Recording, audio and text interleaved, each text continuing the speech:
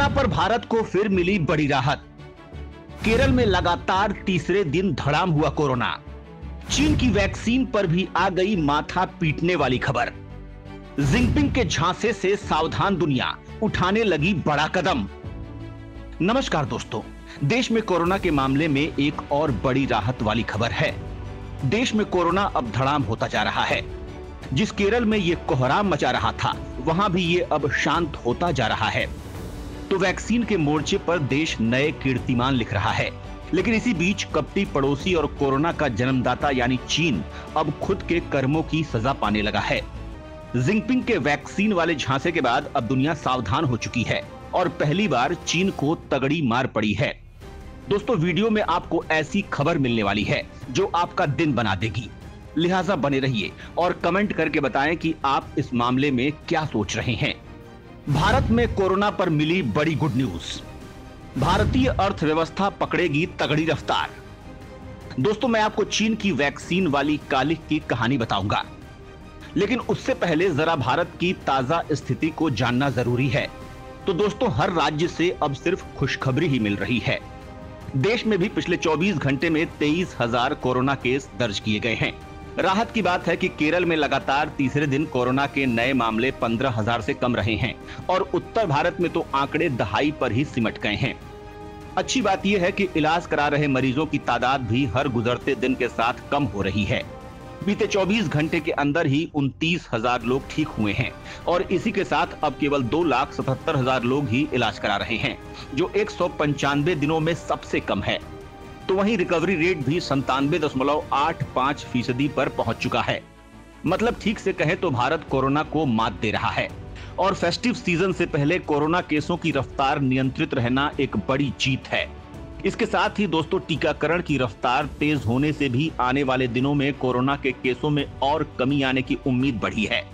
फिलहाल देश में कोरोना के कुल 88 करोड़ 34 लाख से ज्यादा टीके लगे हैं। अब इसी के चलते देश की इकोनॉमी फिर से पटरी पर लौटने लगी है और इस फेस्टिव सीजन में रिकॉर्ड तोड़ तेजी देखने को मिल सकती है। जबकि इस दौरान अमेरिका, ब्राजील, ब्रिटेन और रूस जैसे देशों में हालात खराब हैं। भारत की मदद को दुनिया कर रही है सलाम। दुनिया के सबसे बड़े मंच पर केवल भारत ही भारत। तो दोस्तों, इसी बीच भारत की वैक्सीन को लेकर न सिर्फ दुनिया के देश लाइन लगाकर खड़े हैं, एक के बाद एक उनके राष्ट्राध्यक्ष अमेरिका और चीन जैसे देशों की बजाय केवल भारत की तारीफ कर रहे हैं। तो अब संयुक्त राष्ट्र ने भी कोरोना वैक्सीन को लेकर भारत को धन्यवाद दिया है।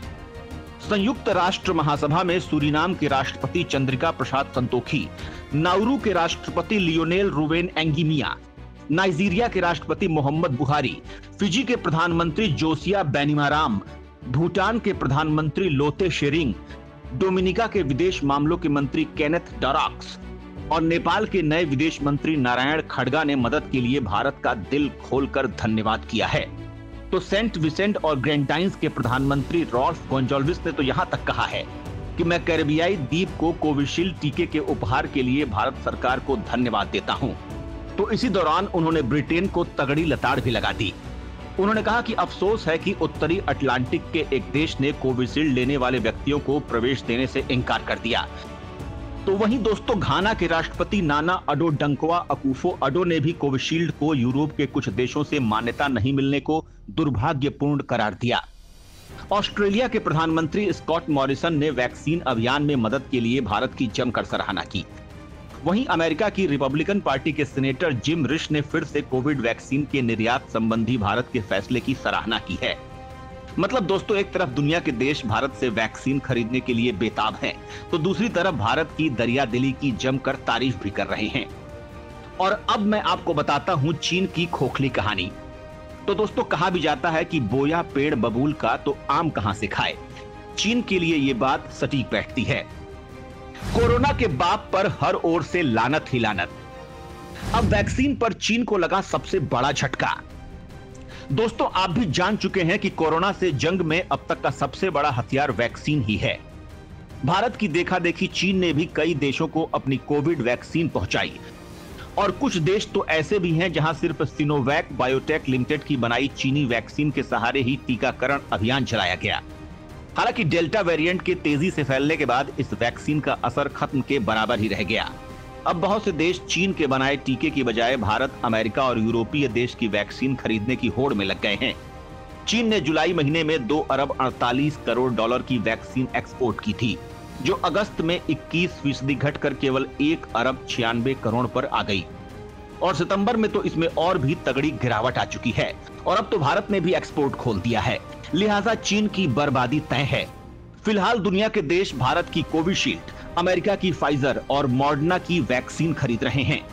चूंकि चीन की वैक्सीन दुनिया भर में फ्लॉप साबित हुई है, लिहाजा अब चीन से मोह भंग हो गया है। चीन की बनाई वैक्सीन क्लिनिकल ट्रायल में 50 से 80% तक असरदार पाई गई थी, लेकिन ये कोरोना से सुरक्षा देने में mRNA वैक्सीन की तुलना में काफी पीछे है।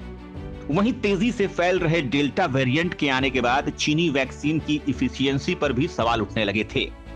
थाईलैंड पहला ऐसा देश है जिसने अपने देश में सिनोवैक वैक्सीन की दोनों डोज ले चुके लोगों को भी एस्ट्राजेनेका की खुराकें देने का ऐलान किया। स्थिति यहां तक पहुंच गई कि थाईलैंड के नागरिकों ने देश में चीनी वैक्सीन के खिलाफ विरोध प्रदर्शन तक शुरू कर दिए। इसके बाद थाईलैंड सरकार ने सिनोवैक के ऑर्डर को रोक दिया। थाईलैंड के साथ ही कई दर्जन देशों ने एक साथ चीन की वैक्सीन पर ही रोक लगा दी है।